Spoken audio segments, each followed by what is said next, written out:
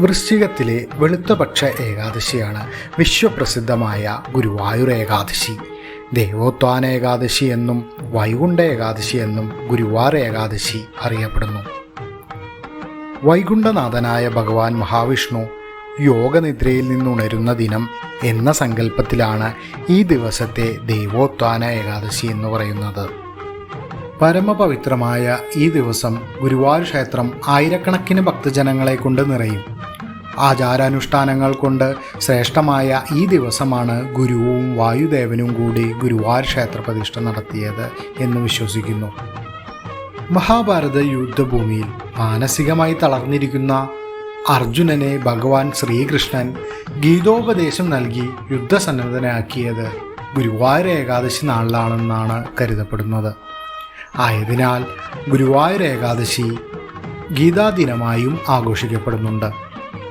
ഒരു ഗുരുവായൂർ ഏകാദശി നാളിൽ ഗുരുവായൂർ ക്ഷേത്രത്തിനു മുകളിലൂടെ ആകാശമാർഗം യോഗസിദ്ധിയാൽ സഞ്ചരിച്ച ശങ്കരാചാര്യർ ക്ഷേത്രം കണ്ടിട്ടും ശ്രദ്ധിക്കാതെ സഞ്ചരിച്ചു എന്നും ഈ ഗർവ് കാരണം സിദ്ധികൾ നശിച്ച് ആചാര്യൻ നിലപ്പതിച്ചത്രേ.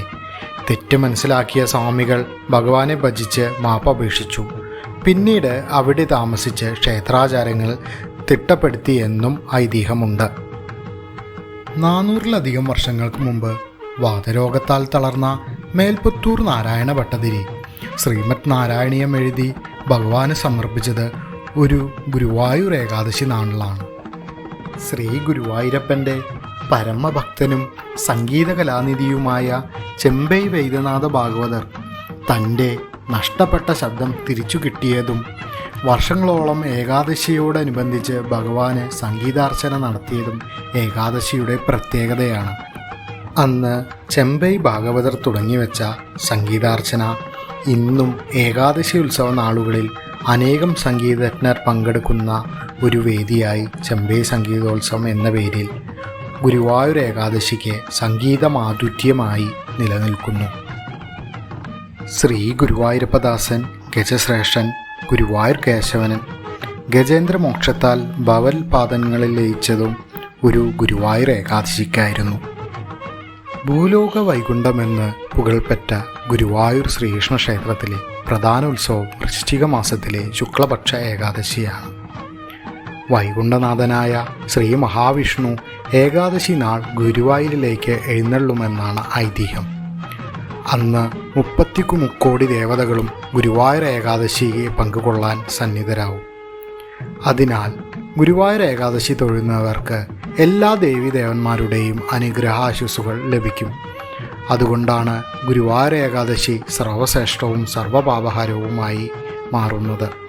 ഗുരുവായൂർ ഏകാദശിയുടെ മറ്റൊരു പ്രത്യേകതയാണ് ഗുരുവായൂരപ്പനെ 54 മണിക്കൂർ ദർശനം സാധ്യമാകുന്നത്.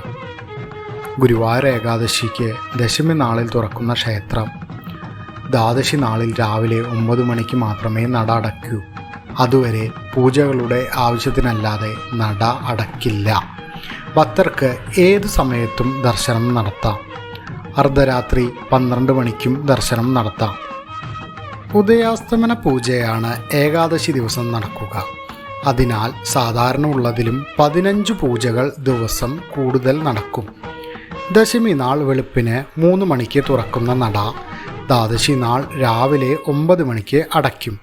അതുവരെ 54 മണിക്കൂർ തുടർച്ചയായി ഭക്തർക്ക് ദർശനം നടത്താം. ഹരേ ഗുരുവായൂരപ്പ, ഗുരുഭവനപുരേ ഹന്തഭാഗ്യം ജനാന.